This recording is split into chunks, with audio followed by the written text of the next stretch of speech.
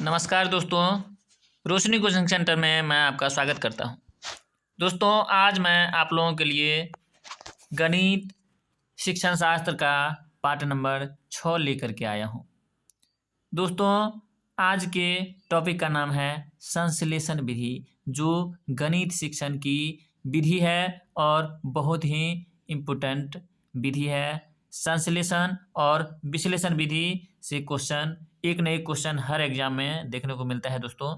तो देखिए, संश्लेषण विधि को अंग्रेजी में सिंथेसिस मेथड के नाम से जानते हैं और यह विधि ज्ञात से अज्ञात की ओर चलती है दोस्तों।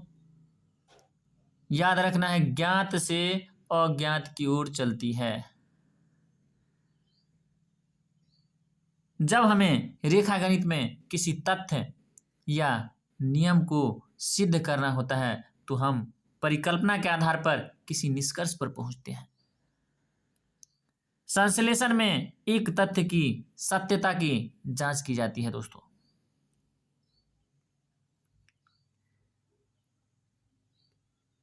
ज्ञात से अज्ञात की ओर अग्रसर करने का सिद्धांत मनोवैज्ञानिक है तथा विद्यार्थियों के लिए असुविधाजनक है। दोस्तों, यह सिद्धांत ज्ञात से अज्ञात की ओर अग्रसर होती है और मनोवैज्ञानिक है, लेकिन विद्यार्थियों के लिए यह असुविधाजनक है। इस विधि द्वारा प्राप्त ज्ञान विद्यार्थियों के द्वारा स्वयं ढूंढा हुआ नहीं होता है, इसलिए अस्थायी नहीं होता। यदि विद्यार्थी ज्ञान को स्वयं से ढूंढता तो अस्थायी रहता, लेकिन यहाँ विद्यार्थी स्वयं नहीं ढूंढता है, इसलिए ज्ञान अस्थायी नहीं होता है।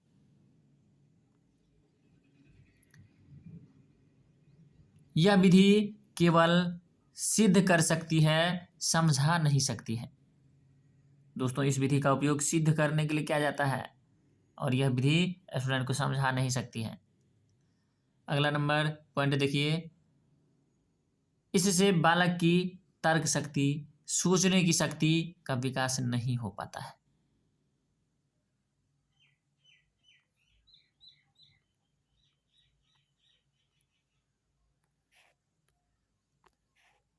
और दोस्तों,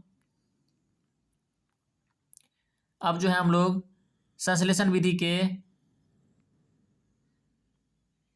गुण और दोष को देख लीजिए। संश्लेषण विधि के गुण और दोष को एक साथ हम लोग तुलनात्मक अध्ययन करेंगे। देखिए, संश्लेषण विधि के गुण एवं दोष।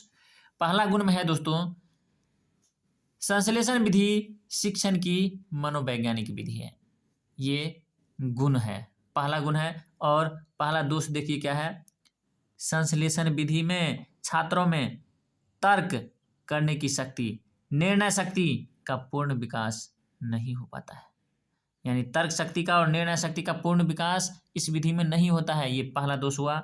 दूसरा नंबर, पहले गुण देखिए, मंद बुद्धि के छात्रों के लिए यह विधि उपयोगी है। यानी यदि छात्र कमजोर है तो उसके लिए यह विधि उपयोगी है। और दूसरा नंबर दोष में देखिए दोस्तों, इस विधि में खोजे गए ज्ञान को ही खोजा जा सकता है। जो पहले से ज्ञान खोजा गया है उसी को खोजता है। और थर्ड नंबर, संश्लेषण विधि का गुण देखिए, रेखा गणित में साध्यों को हल करने के लिए यह विशेष उपयोगी होता है। और तीसरा दोष है, यह विधि सिद्ध करती है, स्पष्ट नहीं करती है किसी चीज को। केवल सिद्ध कर सकती है, स्पष्ट नहीं कर सकती है। और अगला पॉइंट देखिए दोस्तों, संश्लेषण विधि में छात्र वास्तविक क्रिया करते हैं। यह चौथा गुण था। और चौथा दोष देखिए, यह विधि रहने की क्रियाओं पर निर्भर रहने के कारण इसमें यदि किसी ज्ञात का विस्मरण हो जाए तो उन्हें पुनः खोजा नहीं जा सकता है।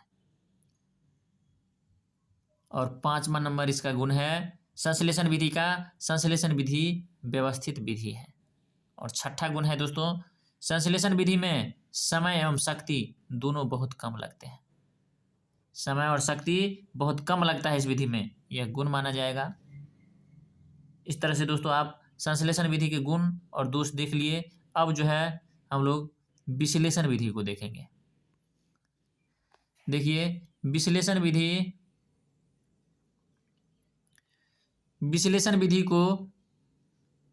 विधि को एनालिटिकल मेथड के नाम से जानते हैं अंग्रेजी में।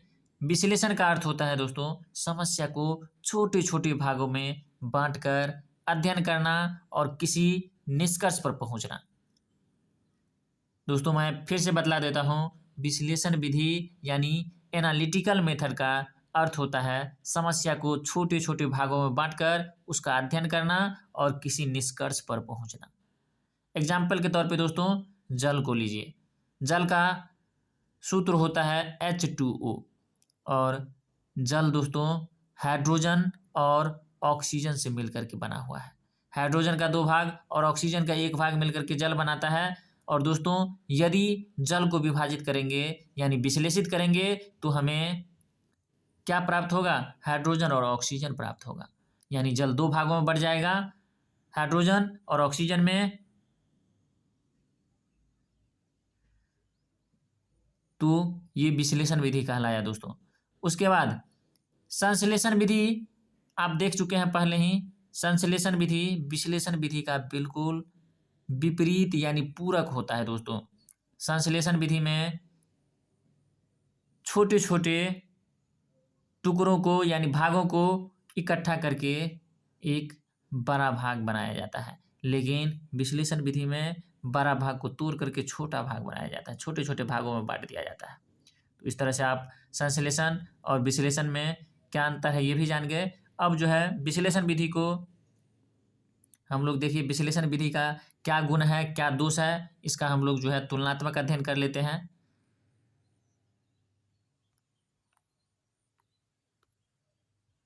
देखिए दोस्तों विश्लेषण विधि के गुण एवं दोष का तुलनात्मक अध्ययन कीजिए।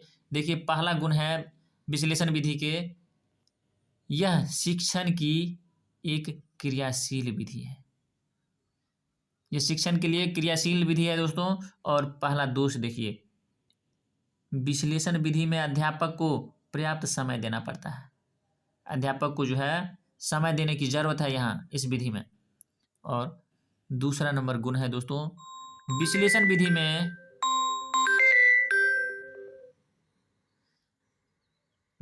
विधि में छात्रों को विचार करने का पर्याप्त अवसर मिलता है। और दूसरा दोष है दोस्तों, यह विधि कठिन विधि है क्योंकि विश्लेषण करना कठिन होता है।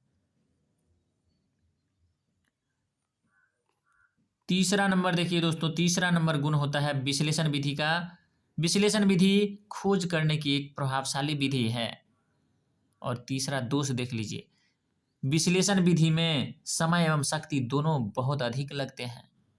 याद रखना है दोस्तों, संश्लेषण विधि में बहुत कम समय लग रहा था, शक्ति भी कम लग रही थी, लेकिन यहाँ विश्लेषण विधि में बहुत ज़्यादा समय लगता है और बहुत ज़्यादा शक्ति की भी जरूरत होती है। चौथा गुण है विश्लेषण विधि का, यह विधि कार्य करने में छात्रों में मौलिकता लाती है दोस्तों। और चौथा गुण देखिए, प्राथमिक स्तर पर विश्लेषण विधि का उपयोग प्रभावशाली ढंग से नहीं किया जा सकता है। यानी उच्च कक्षा के लिए तो ठीक है, लेकिन प्राथमिक स्तर पर इस विधि का प्रभावशाली ढंग से उपयोग नहीं कर सकते हैं। और 5वां नंबर गुण है विश्लेषण विधि का, विश्लेषण विधि से सीखा गया ज्ञान अस्थायी होता है दोस्तों, अधिक दिनों तक स्टूडेंट के दिमाग में रहेगा। और 5वां दोष देख लीजिए, 5वां दोष है प्रत्येक विषय का शिक्षण इस विधि द्वारा संभव नहीं है। यानी हर विषय को विश्लेषण विधि द्वारा नहीं पढ़ा सकते हैं दोस्तों। यह विश्लेषण विधि का दोष है और यह 5वां दोष था। तो इस तरह से आप लोग विश्लेषण विधि के गुण भी जान गए, दोष भी जान गए। तो दोस्तों आज केवल विश्लेषण और संश्लेषण विधि मुझे पढ़ाना था। अब इससे आगे अन्वेषण विधि, ह्यूरिस्टिक विधि, प्रयोगशाला विधि जो बचा हुआ है इसको अगले पार्ट में हम लोग करेंगे। यदि आपको यह वीडियो पसंद आया तो आप मेरे इस YouTube चैनल को सब्सक्राइब कीजिए, इस वीडियो को लाइक कीजिए और अधिक से अधिक लोगों तक शेयर कीजिए दोस्तों। धन्यवाद। फिर मिलते हैं अगले वीडियो में, तब तक के लिए धन्यवाद।